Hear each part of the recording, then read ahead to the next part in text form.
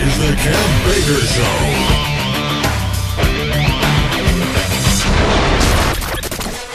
Seeking answers to age-old questions, deciphering the world painted around you by the mainstream media.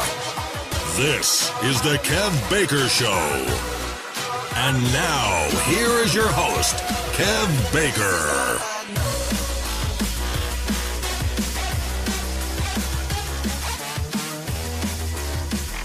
Good morning, good evening, wherever you may be across the world. Welcome to the Johnny Whistle Show here on KB.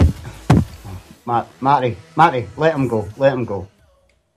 That's better. Whistles, you trying to oust me from my number one seat? Sorry, Kev, I seen my chance and I took it.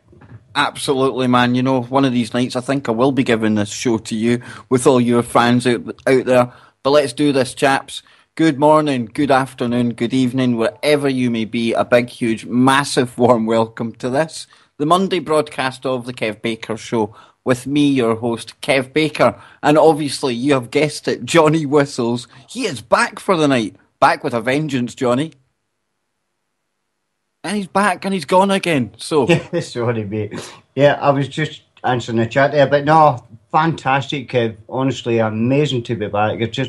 I miss it so much, mate, honestly. Well, just you stay out the chat just now. You can get to the chat in just a moment. But tonight, Marty's in the background. He's a busy beaver, but he is tuned in. And if you have any questions for him, I'm sure we can pass them on to him. So to take Marty's seat while he's a bit busy, we have dragged in and drafted in our favourite, the NanoGirl. How are you doing, Nano?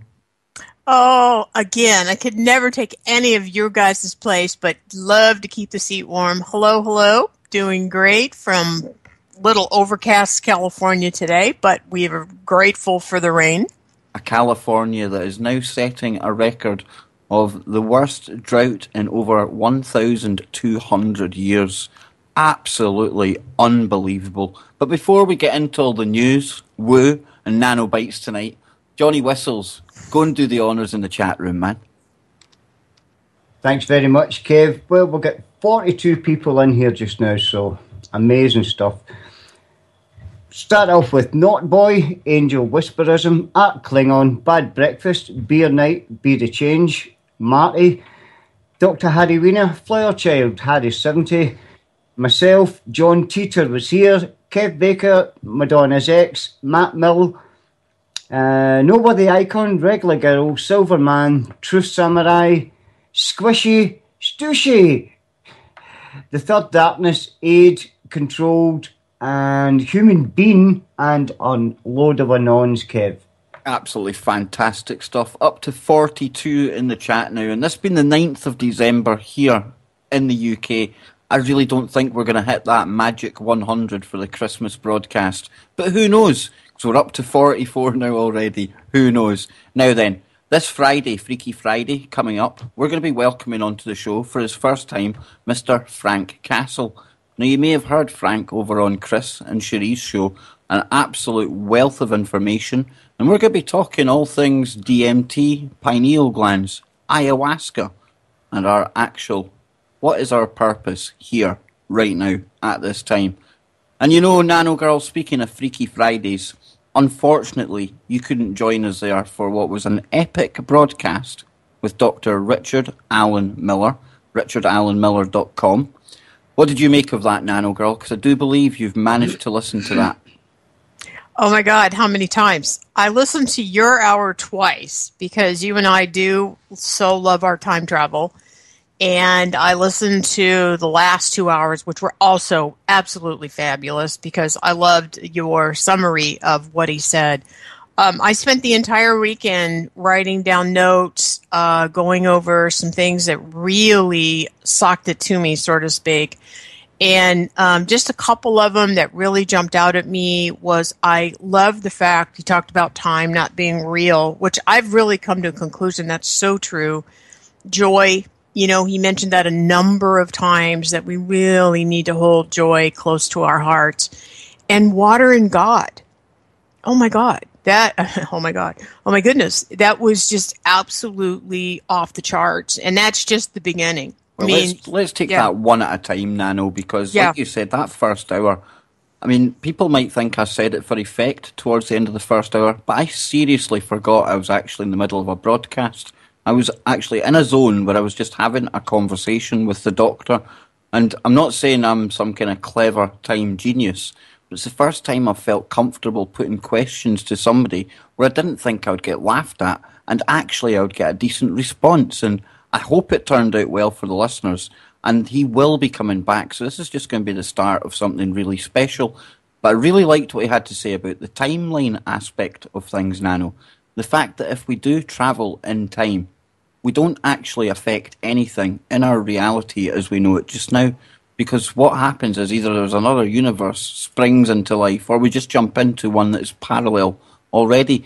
And that really did make a lot of sense to me, and it done away with that grandfather paradox that if you look into time travel, always comes up. And before we go any further, I have to give a big shout out to John Teeter in the chat room. I wonder if it's the real John Teeter. I wonder if he has graced us with his presence. And anyone out there who doesn't know who John Teeter is, please go to YouTube and Google that whole episode. NanoGirl, timelines, what do you think? Well, Michio Kaku, right, another very famous scientist, physicist, has also said the same thing, that if you go back in the past, you're not talking to your grandfather. You're in a parallel timeline. What could we not say about what he had to say about that? Well, Nano, how about me and you were big firm favourites, and I think Johnny as well. We all liked the TV show Fringe, where we had the alternative universe. And that, for me, was a good way of actually showing people basically what the doc was talking about, as in it would be a different reality, but at the same time, the same. Well, yeah, you're going to run into you, right? Exactly. And,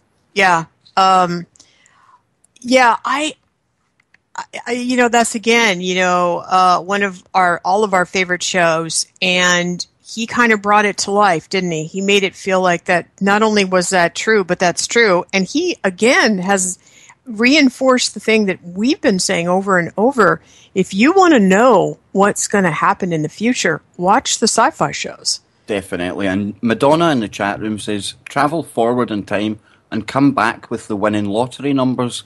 Well, I actually think, Whistles, the minute that they create the first time machine that is working, a lot of things are going to happen. One, the first time traveller from the future is going to automatically manifest, because that's going to be a big date in the future, obviously.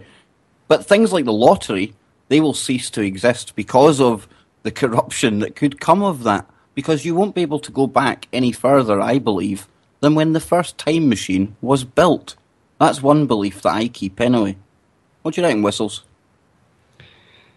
Well, lotteries wouldn't be any good, Kev, would they? Do you know what I mean, if there was time travel? But maybe for the first couple of months when they're just getting it sorted, you could probably get yourself a couple of bob. Well, that's when the DARPA bods or whoever's in charge of this, Nano, probably Google, that's when they would go and they would do their insider trading from the future. Hmm. You know that belief where, I can't remember, where you look at something and by looking at it, you've changed it, right?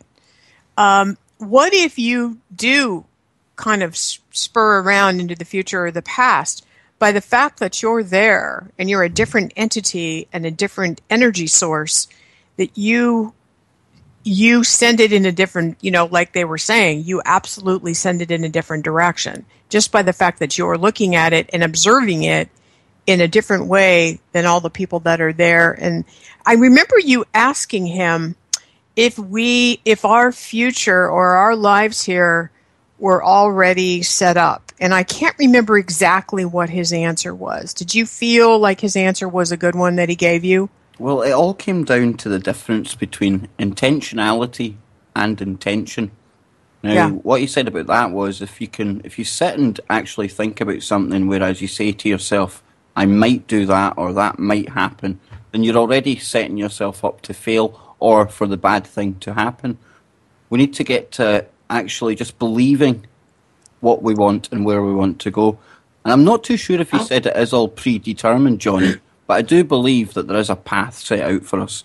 Right now, I'm toying with the idea, hypothetically, since I'm in the UK, of taking a journey on ayahuasca.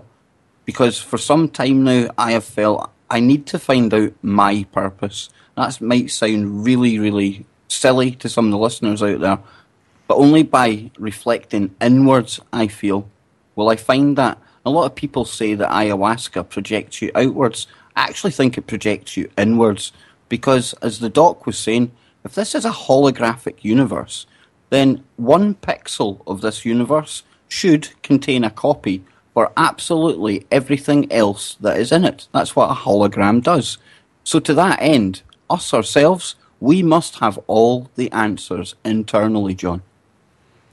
Well, Kev, even when you were talking about time travel, honestly, when I think of time travel, it's just like too much for my head to take in. So it's like I'm almost disbelieving it. And then you see pictures with people that are just really out of place in places with a totally different dress from the time period, or a woman on the Charlie Chaplin set walking about with a mobile phone. With the feet of a man. Kev, it's crazy when do you know what I mean? Then that makes me think, yeah, there must be something like that. Well, you've got people like Andrew Basiaggio, Nano, who swears that there's chronovisors and that he has travelled back in time. He also goes on to say that he's travelled to a base on Mars with a young Obama as well. Now, you can cherry pick what information you take from Andrew Basiaggio, but even if 5% of that is true, and that could explain what Johnny's talking about there. He tells of a story where he went back to the Gettysburg Address, and he can point himself out in a picture. Again, you can believe that, or you can disbelieve it. But what's your take on what Johnny brings up there? Can we go back and appear in photographs? Nicolas Cage has been said to be the one that Johnny brought up in the Chaplin movie. What's your take? I've always believed that we do have some kind of access. I prefer that word, access, to the past and to the future. And also, I think we also have access now to the parallel universes as well. I'm not sure exactly how it works or how much influence we have, but as I know, I've shared a number of times that it hasn't happened this year, but the years before, 2 or 3 years before, I would get this sense of we'd shifted someplace different. So yes, I absolutely think we have something. I think the powers that be have access to it. I think, he also mentioned that our higher selves. Now, I've always referred to my guides, my purpose for being here. There is a higher self, right? And a higher self is your guide. And when you're on your purpose, you're listening to your guide. That's your gut, your whatever you want to call that. And I think that these beings also have access to this kind of thing, because I agree with him. He mentioned that time is not it's not a watch, right? It's not a clock. It's not anything. And the only reason we even think there's time is so we don't get lost in time. And Nano, I think this is right? why we're having such a hard time nailing it down. Because exactly. You said it at the start of the broadcast when we went on to time. Is it even real? Well, one theory that the doc put out was that basically time is merely events ordered in our memory. That's all it is. And maybe that is why we struggle to get our heads around it so much. I think it's a part of what we need to let go in order to go to the next level. I think there's certain things that he said something I don't know if you guys caught that we had to go to a spiritually sick place, which he called this place, or in this quote-unquote timeline. But that kind of ties in. I honestly sometimes would equate this place to hell, Nano. Yeah. I really do. I see this as being where you come to suffer. There's nothing but suffering on this planet apart from that joy that the doc was on about. And something else that the doc was on about as well that I want to get your and Johnny's take on. 2 things. We've got the gut, we've got the water, like you mentioned as well. Yeah. Let's go with the water first. Water as a metaphor, or an illustration, if you like, of God on this planet. Now, water, so many great qualities, as I said the other night with Joe after the doc had left. You need it for creation. We've seen the its power of memory when you can actually project an intention like love, hate, and it will actually show up in the water if you freeze it at the moment of freezing. The crystals will either be distorted if it's a negative intention, or they will be lovely and like a snowflake if it was positive. So what do you think about that, water as God? And we don't mean that to be blasphemous to anyone that is religious out there at all. I thought it was amazing. And I think that our buddies at the NSA have caught on to this as well. And we go back to the AI intelligence. You know, one of the things they're using is what? Gobbles and gobbles of gallons, sorry, not a technical term, of water to run that facility. And all of us, well, a lot of us think that what they're really doing in the NSA is creating this artificial intelligence. So what if they're using water and they're imitating it after humans? And isn't it interesting all of the things they're doing with water right now, right? Poisoning it, bottling it, keeping it away from us, radiating it, throwing poison stuff in it. And yet the other thing he said that was just absolutely mind-blowing as well was that we're 10% human and the rest we're a host. I mean, we're a host for all of the things in our bodies, and you think about that. That makes total sense too. And why is that? That we really are visitors here. You know, I don't think we're supposed to suffer here. I do think this is a tough classroom. When you say that, you know, this has never been one of my favorite places. The planet is absolutely breathtakingly beautiful, and it is a paradise, absolutely. The only thing that makes this tough are the lessons here, right? The war, the hate, all of the human stuff, that's the 10% human stuff going on. I have to interrupt you with some very human stuff right now.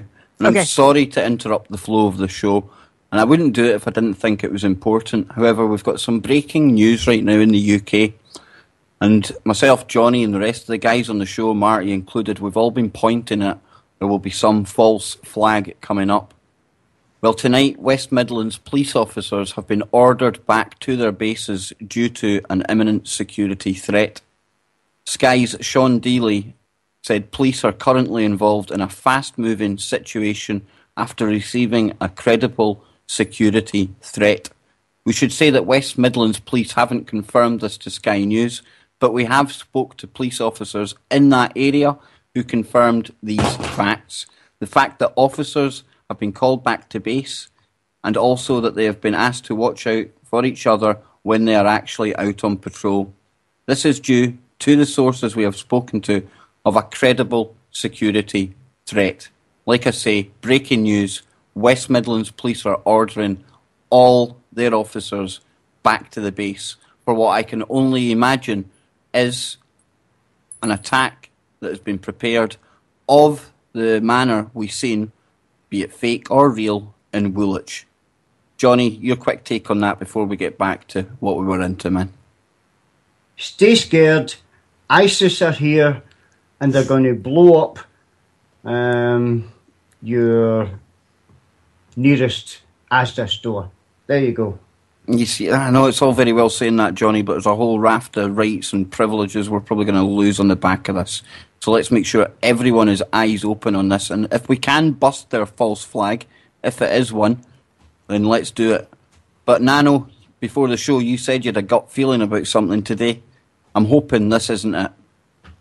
No, I think it was. Yeah, right before the show, I was telling the guys, I said, are you guys okay? I was driving home. I had this really weird, tight feeling in my stomach, and I'm thinking, uh-oh. That's why I checked in with you. Are you guys okay? Are you guys okay? It could be something like this. Yeah. Could be a fast-moving situation. If anything happens, Yeah. we will get back to it. But we were talking about water there. Whistles. Yeah. What's your take on this? Water being almost like a god substance on the planet. It amazes me, Kev, when you had pointed me towards Dr. Emoto and some of the things that he was doing with water, and that just blew me away, because I honestly thought that, water is, it's life-giving, but to actually be able to know what you're feeling, Well, Johnny, I equate it, and I think it's a good way for the listeners to think about it as well. If you all consider how much water-based creatures we are, I believe it's up to 70% water, something like that. I stand to be corrected. What I'm getting at is, though, you've all been in a room at some point where you've been there, it's all been good, everything's been jovial, having a good laugh, you've been with friends, and then one person will enter the room, and even somebody will say it, oh, the atmosphere just dropped. Well, if you take the water content of your body, along with that gut instinct, that gut that just knows, doesn't think, it just knows, then that explains why you all collectively feel a change in the atmosphere. The water in your body is literally changing shape because of the power of that negativity. It seems to me, Nano, that negativity, it almost wins out. It doesn't matter how much positive is there. Whatever it has, its destructive nature, we all pick up on it. You know that saying, one bad apple. Even what's his face, Rocco, sang that song. One bad apple doesn't spoil the whole bunch. Unfortunately, it does. I agree with you. You can feel it, you can sense it, and it takes a really powerful team of people to block it out and just say, we're not going to feel this, we're not going to experience this. And a lot of times someone will come in like that in a party. Have you ever been in a party and everybody's having a great time, and this one person walks in, and you're right, the whole atmosphere changes, and it's almost like the party's over. Exactly. I mean, Whistles, you've bound to have experienced this as well. Do you think that'd be a good explanation as to why that happens? It probably is, Kev. It probably is when you think about it, mate. And then we can move on to the actual gut feeling that you get as well. Now, this is something that we all have to learn to listen to. I can look back at so many things in my younger life that I'd had a feeling beforehand it was going to be some kind of thing you shouldn't do. Maybe I should think twice about this. But no, being young and naive, I went on to do it. And only with hindsight now, looking back years in the future, if only I had listened to my gut. Now, NanoGirl, we hear about people who even have organ transplants, and the fact that they then have a transference of the memories and the likes and dislikes of their whoever they got it from. Now, is this because, I mean, are we missing actually something with our organs right now? Are we missing the fact that we need to be almost thinking with our hearts, almost feeling with our hearts and our gut? Yes, and this brings me to the point of asking everyone a question. If we do a 3D kidney, or we do a 3D ear, or we do a 3D heart, or whatever we're going to do, what is that substance they're going to use to make that heart? Is what's it going to be made out of? And will that have feelings in it? And what kind of feelings will be? And what will we become when that gets put into our bodies? Something else to think about. Definitely is. I mean, I can't even recall the amount of times I've watched videos and people have woken up for a like of cheese, or they've been able to paint, and then further down the road they actually find out that that was something that the transplant donor passed on to them. And then it makes you wonder, well, should we really be doing that? And then, like we always talk about, Nano, John, the advancements in medical technology, that's one thing that we could be doing away with. We should really be looking for new bionic hearts, new organs, ways of creating synthetic limbs, organs, etc. And that would get us away from this it's almost cannibalism in a way, is it not? Taking the organs from somebody else. Although it brings so much good as well. I don't mean to talk down on transplanting, but do you see what I'm saying, Nano? Oh, I absolutely do. And isn't there a way we could take our you talked about DNA in our blueprint. Isn't there a way to take our DNA and our blueprint and print something out of the 3D printer and put that in our body so that we don't have a reaction to it? Can we qualify whatever they make or whatever they use to print out that body part with that DNA pattern and blueprint, and then it'll match our bodies? There's a reason we have that. And one of the things that Cliff High did talk about is he had this thing in his body that kept reoccurring, and he did enough meditation that he got himself back through his original blueprint, because from what I understand, we go back to the source, we go back to our blueprint, and he healed himself. Wow. That makes me think of when the doc was talking about when he went so far into the future. Titanium.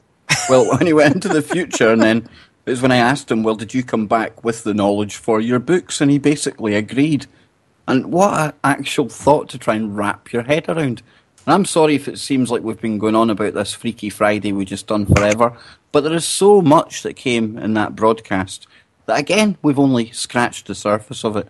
Now, after the break, we're going to be getting into some news and some woo. And I'm telling you what, Johnny Whistles, that video and that clip I'm going to play for the listeners, that's got a fair amount of woo attached to it, is it not? Oh, wow, Kev. That's unbelievable. And wait till you hear this, or this will blow you away, guys. Honestly, this is nuts. Well, folks, that's the first half of the Whistler done already. We need to make the most of him in the second half. And he's not the only Johnny that is coming back tonight. Stay tuned for the Freedom Link. That's right, John King is back and he is live and he's with Joe Joseph right after this show. We'll be back just after the break. Don't go. This is the Kev Baker Show.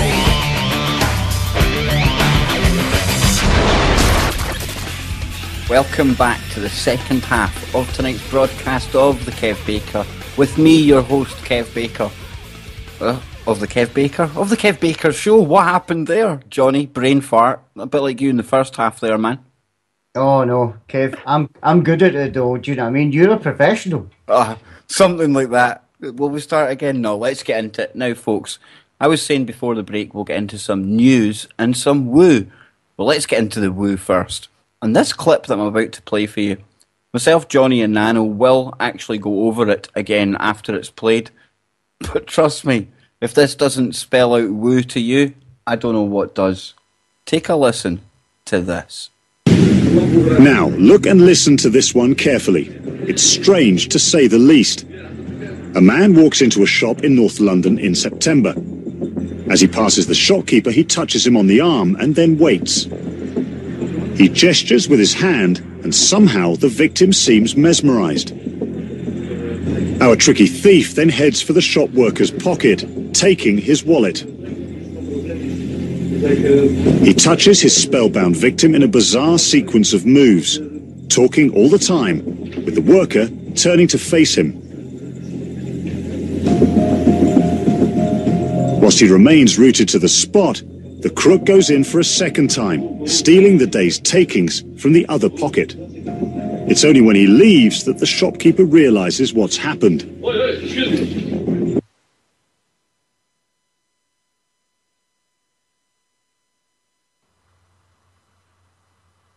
Well, what happened there?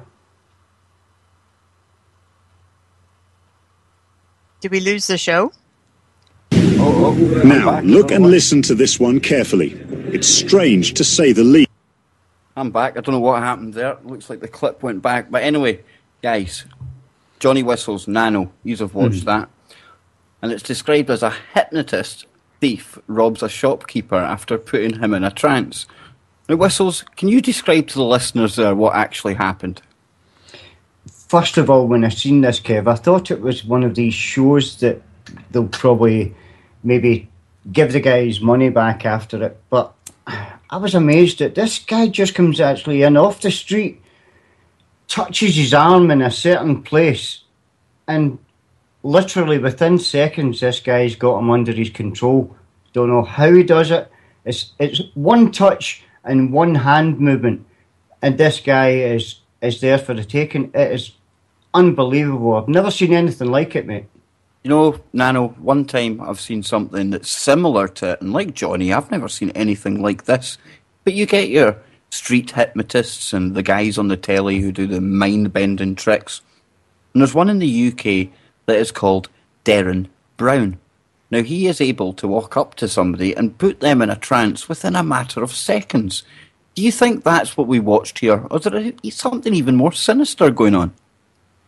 Well, you know, we discussed this a little bit before the show, and one of the things I wondered if there was literally something that he could do with his mind to this other human at the same time. In other words, I'm sure all of us have had experiences in our early life, those of us who are aware, that we could sort of, go back to water, right? We could send out our own vibrations, our own thoughts. I mean, have you ever looked at somebody and maybe looked at their hands or their eyes or something, and then they scratch their eyes or they move their hands, and all you were doing was looking at it? Or you drive by a police officer and they look right at you. It's like, we're all connected, but what if you did this for a living? What if you had the power, or you had practiced enough that you could get past somebody's defenses, and within nanoseconds, or you just walk in the store and we don't know, he might have been working on this gentleman for a minute or two. By the time he walked up to him, he already had him under his control. It looks like it was seconds, but he might have walked into the store, started the work, and by the time he walked up to him, he had him. And then he just worked him. He grabbed all his stuff. No, this kind of a guy might have been giving him triggers for even weeks before that. Bang on, Johnny Whistles. That's where I was going to go with this. This could have started way in advance. And Devin Brown, again, he pulled off something called the heist. Now, I don't know if you've seen that, Whistles, but he basically managed, with the use of triggers, and this started when he was actually driving the people to the studio. He had pictures in windows strategically placed, and later on, they had so subliminally been imprinted on their minds, they became relevant.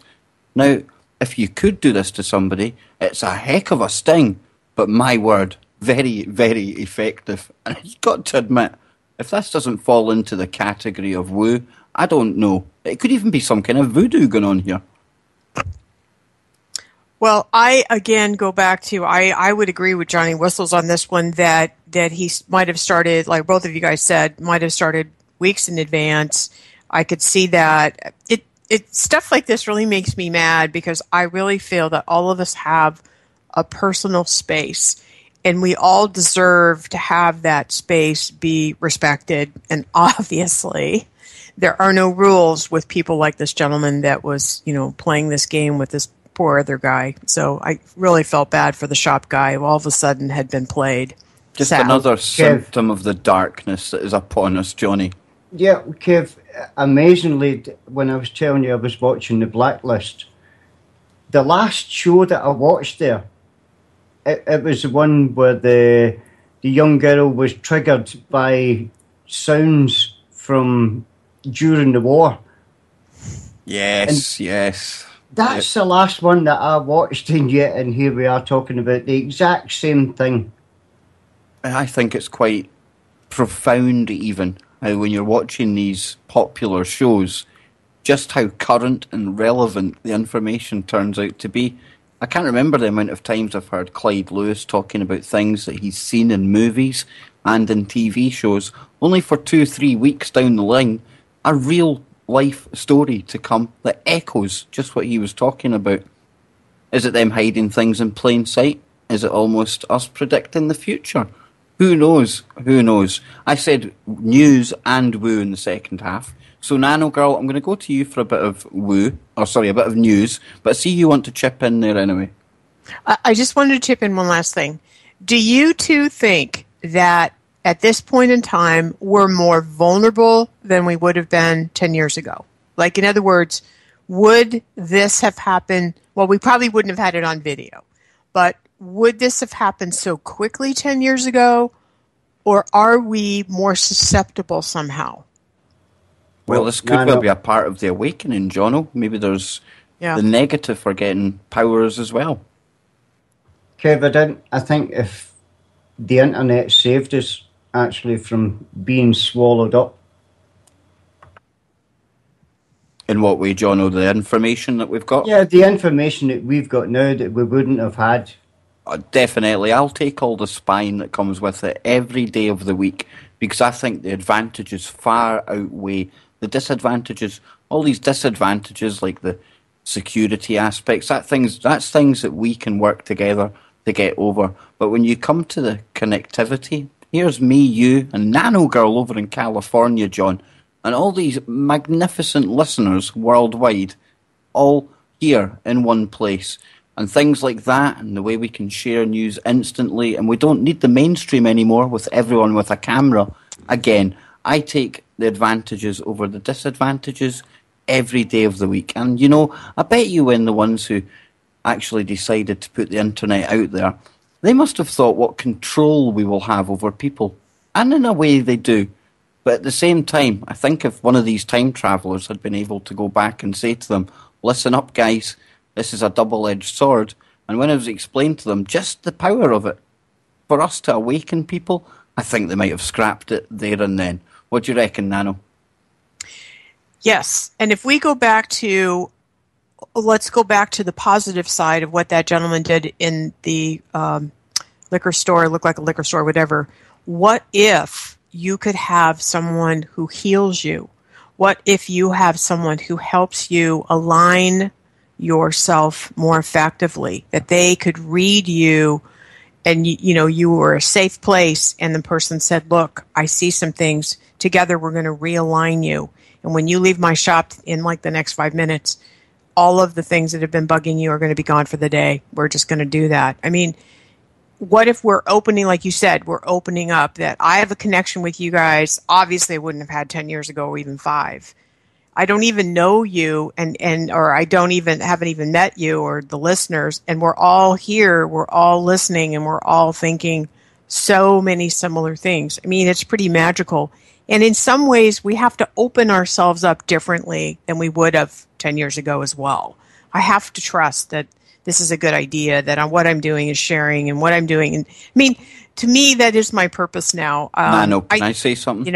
Oh, I'm sorry, I'm jabbering on. No. Does this not bring you? Does this not bring you the joy that yes. the doc was talking about? It's all about that joy. It really God. is. And I spent the weekend like you. That was one of the things that, in fact, it probably was the main thing I took out of it. This joy. And when I sat and thought about it, I really did. This is what brings me joy. And like you said, the fact that so many people, so diverse, all here in one place with that shared goal. Just sharing knowledge and learning together. And that brings me more joy than even words can say. Oh, my God.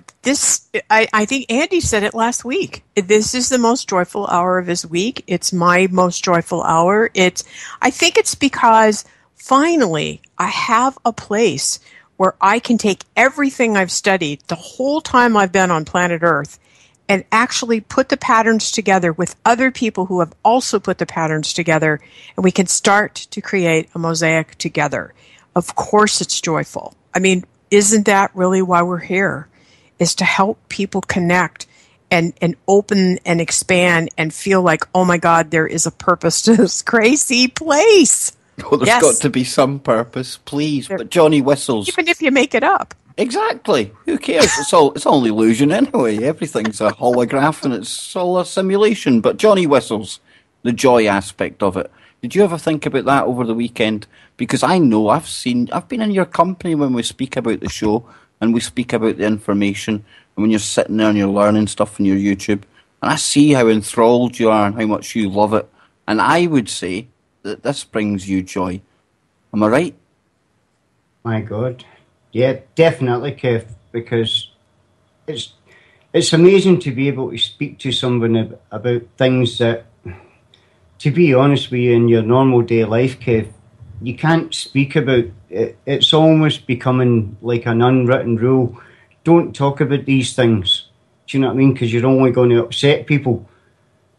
And that's one of the reasons I'm coming off Facebook, because when I say things, do you know what I mean? I've got that many people who don't believe a word that I say, Kev, that it upsets me when they make a comment.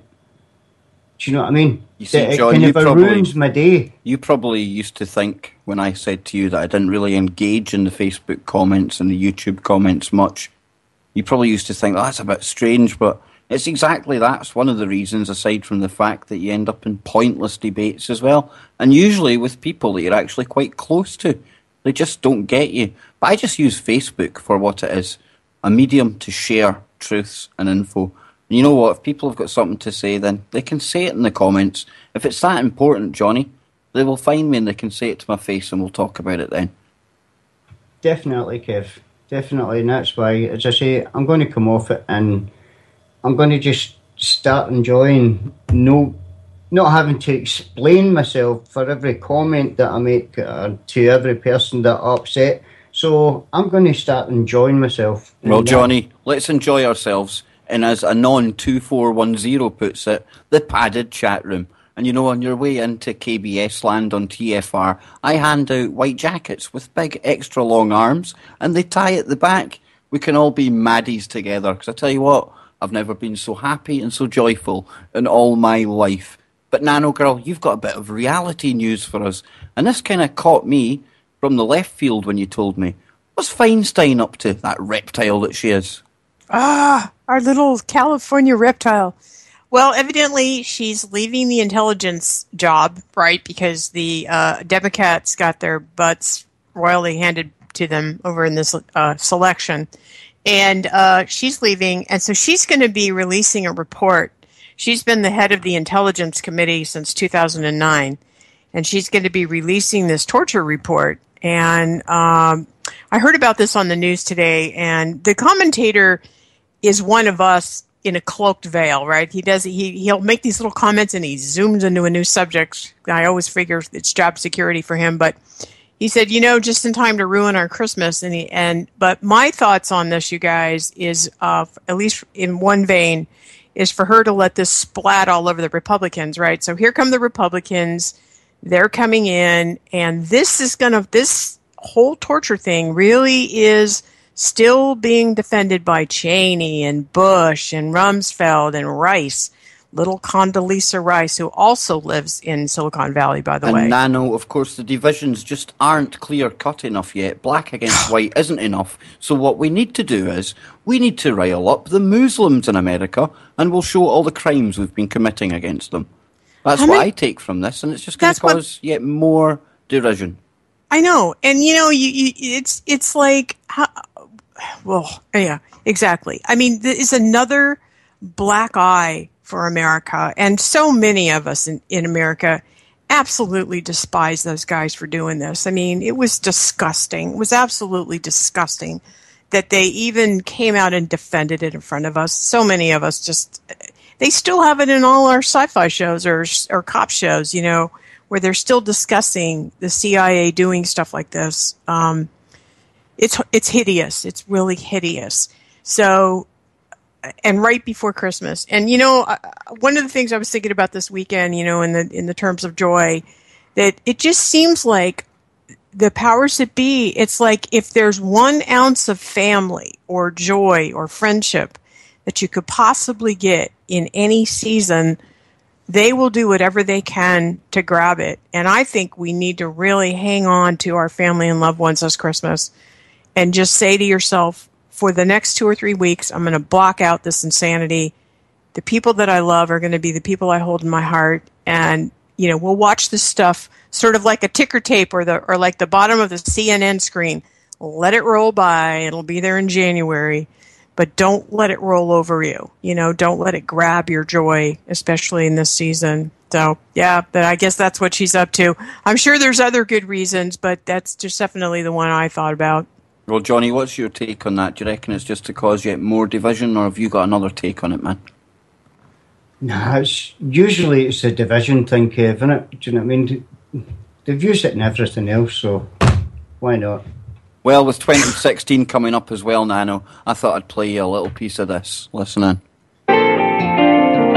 Looking back in time, learning hindsight's always right. We came together in no way to find them. Yeah, cheers for that, buddy. That'll be enough for the Hillary 2016 song, and I think, Nano, you rushed out and bought that, did you not? Oh, Kev, you are amazing! You are amazing! Oh my God, I've heard about this on Saturday night, and I was going to tell you about it. Oh my God. Connected, Nano, connected. Oh, Kev, you're so amazing.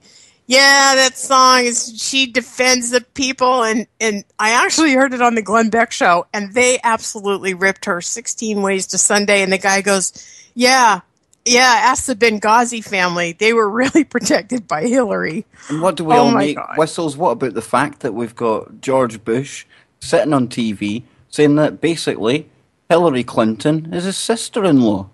And that, of course, comes from the fact that his father once said that Bill Clinton was like a son to him. And it just shows you the crony attitude and almost the royalty that is playing the leadership role in the USA right now.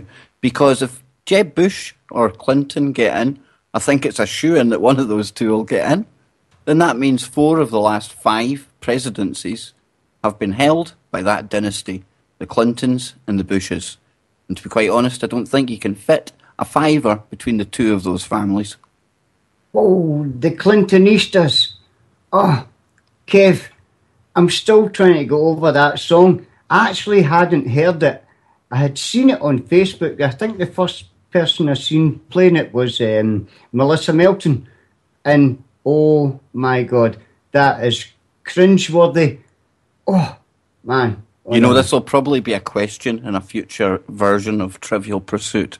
How to kill a budding country singing career. Just write a song about Hillary. But yeah, oh, come on, honestly, why would you do that? Why would you really do that? She is evil personified. If you want to see the true face of Hillary Clinton, go and watch her wallowing in the death of Muammar Gaddafi, a head of state of Libya, and just watch how she reacted to that. Utterly disgusting. But for that 10-second clip, you see the veil coming off. And you know, we've had the black president now. We are going to have a woman, I think.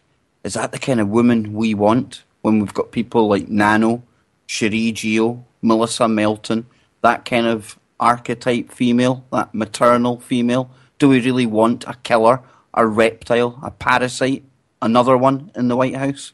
NanoGirl? Thank you for those kind words. It's very true, though. I don't just say that. I don't mean NanoGirl for president. I mean somebody that's like you, somebody that's caring, somebody that gives a damn, somebody that wouldn't be there for themselves. I'd like to see anybody, any sex, that any color that has a heart in there. You know, I think for a lot of the Americans, the killer moment for Hillary was, what difference does it make? I hear that quote way more than any of the other ones. She signed her affidavit for the end of her career, and what difference does it make? That it just did not fly. I don't see her selected. Unfortunately, I think that Jeb's going to go for it, and I think he may get selected. Again, you know, it doesn't matter who we vote for. So I don't know. Good point. Well, a Bush or a Clinton, eh? Much of the same then. And you know, as I've been doing just recently, I think it's a good way to round up the show. We will be back to say goodbye, just to play something that puts everything yet again into perspective. So just sit back and listen in to this and have a good think about it. And then just think of everything we spoke about tonight and just think of these words.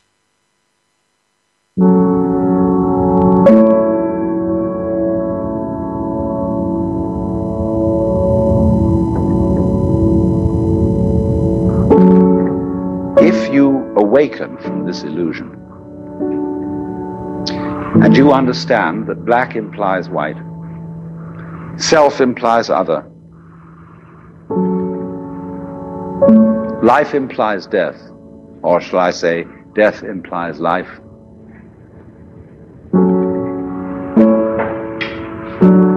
you can feel yourself not as a stranger in the world, not as something here on probation, not as something that has arrived here by fluke, but you can begin to feel your own existence as absolutely fundamental. I'm not trying to sell you on this idea in the sense of converting you to it. I want you to play with it. I want you to think of its possibilities. I'm not trying to prove it. I'm just putting it forward as a possibility of life to think about. So then, let's suppose that you were able every night to dream any dream you wanted to dream. and that you could, for example, have the power within one night to dream 75 years of time, or any length of time you wanted to have. And you would naturally, as you began on this adventure of dreams, you would fulfill all your wishes. You would have every kind of pleasure you could conceive. And after several nights of 75 years of total pleasure each, you would say, well, that was pretty great. But now let's have a surprise. Let's have a dream which isn't under control. Well, something is going to happen to me that I don't know what it's going to be. And you would dig that and come out of that and say, wow, that was a close shave, wasn't it? And then you would get more and more adventurous, and you would make further and further out gambles as to what you would dream. And finally, you would dream where you are now. You would dream the dream of living the life that you are actually living today. That would be within the infinite multiplicity of choices you would have, of playing that you weren't God. Because the whole nature of the Godhead, according to this idea, is to play that he's not. So in this idea then, everybody is fundamentally the ultimate reality, not God in a politically kingly sense, but God in the sense of being the self, the deep down basic whatever there is. And you're all that, only you're pretending you're not.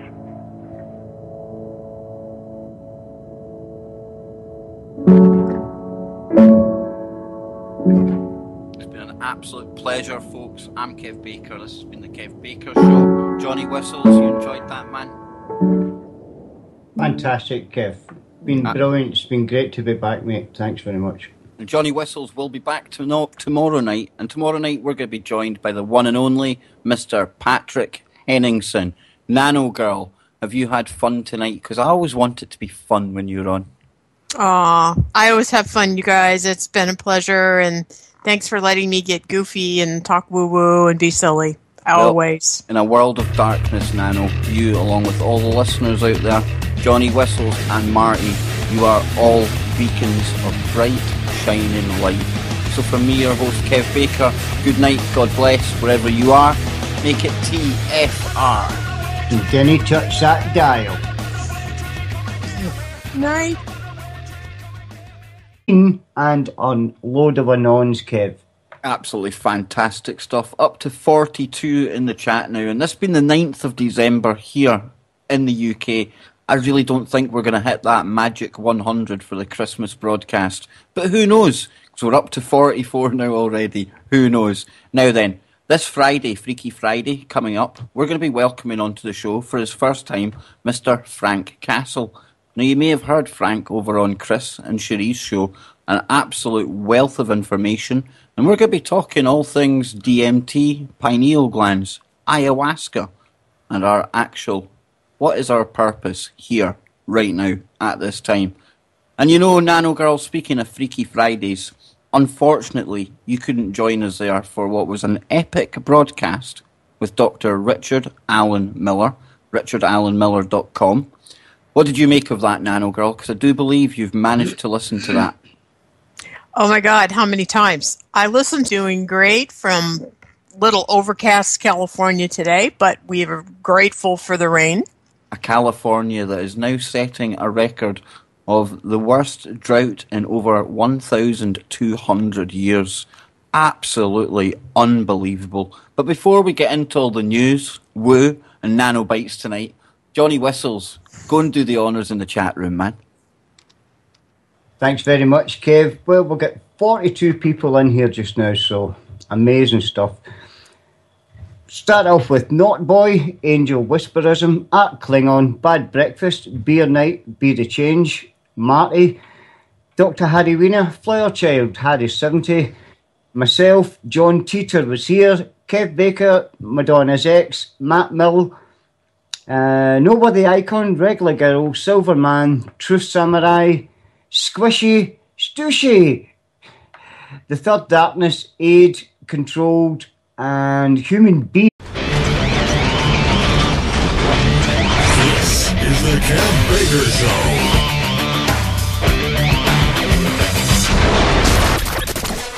Seeking answers to age-old questions. Deciphering the world painted around you by the mainstream media.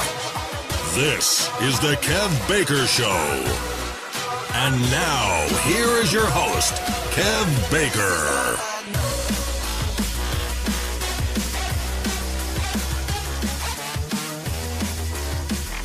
Good morning, good evening, wherever you may be across the world. Welcome to the Johnny Whistle Show here on KB. Matty, let him go. Ah, that's better. Whistles, you trying to oust me from my number one seat? Sorry, Kev, I seen my chance and I took it. Absolutely, man. You know, one of these nights I think I will be giving this show to you with all your fans out there. But let's do this, chaps.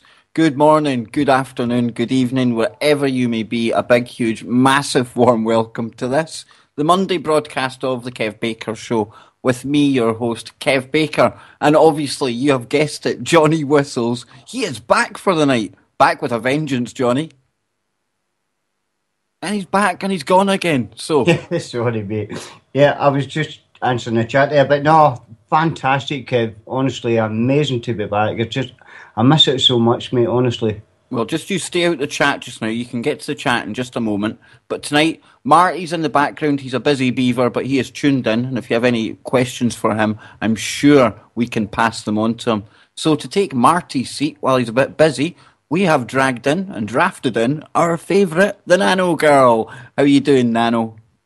Oh, again, I could never take any of your guys' place, but love to keep the seat warm. Hello to your hour twice, because you and I do so love our time travel. And I listened to the last 2 hours, which were also absolutely fabulous, because I loved your summary of what he said. I spent the entire weekend writing down notes, going over some things that really socked it to me, so to speak. And just a couple of them that really jumped out at me was I love the fact he talked about time not being real, which I've really come to a conclusion that's so true. Joy, you know, he mentioned that a number of times, that we really need to hold joy close to our hearts. And water and God. Oh my God. Oh my goodness. That was just absolutely off the charts. And that's just the beginning. Well, let's take that one at a time, Nano, because like you said, that first hour, I mean, people might think I said it for effect towards the end of the first hour, but I seriously forgot I was actually in the middle of a broadcast.